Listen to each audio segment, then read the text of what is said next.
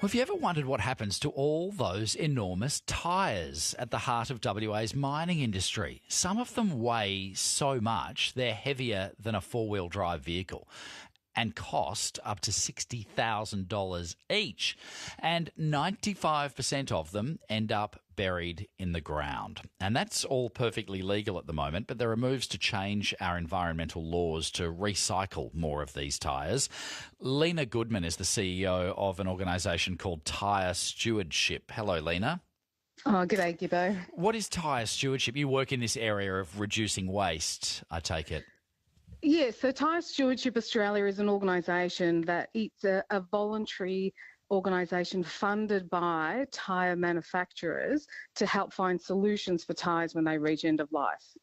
So what's happening at the moment? Because WA, as we know, a huge percentage of them are coming through the Pilbara. Yeah, it's a real problem. Like, Australia buries more than 100,000 tonnes of end-of-life mining tyres each year. Wow. Half of that volume is in the Pilbara alone. Burial of those giant mining tyres happens like across the country, but they're allowed to do so because our state regulations gives them the permission to have this practice to continue.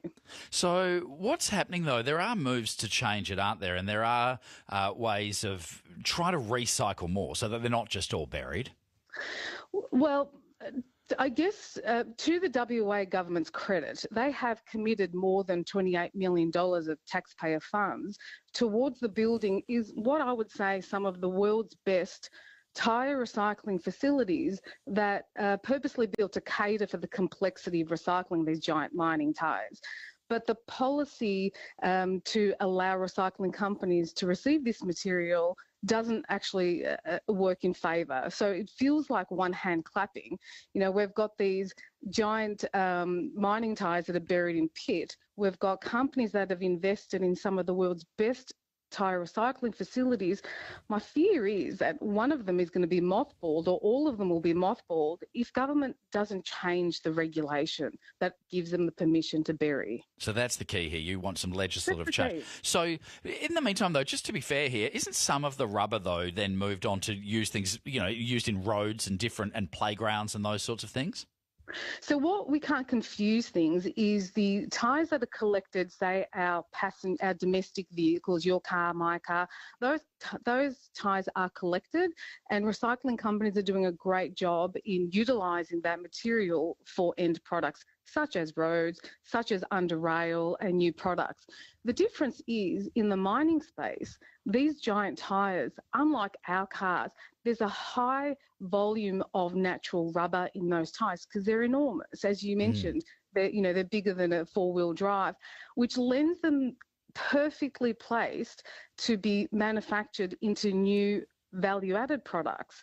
And the difference we've seen across the country is that in WA at the moment, there are companies that have invested who desperately want that volume at end of life so that they can create a new finished product to sell back into our market.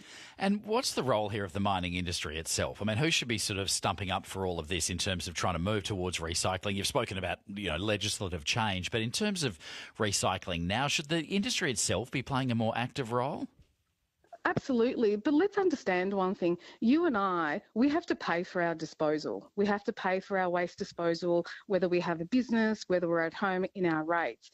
At the moment, because of this legislation that allows to bury the tyres in pit, there's no cost to dispose of that tyre, and no other industry has the ability to do so. So what we're saying is that once that tyre has done its job and provided the service it has within the mining site, well, then it needs to be disposed of sustainably through recycling, and people are ready to take that material. Interesting. Thank you for your time this morning. Appreciate it.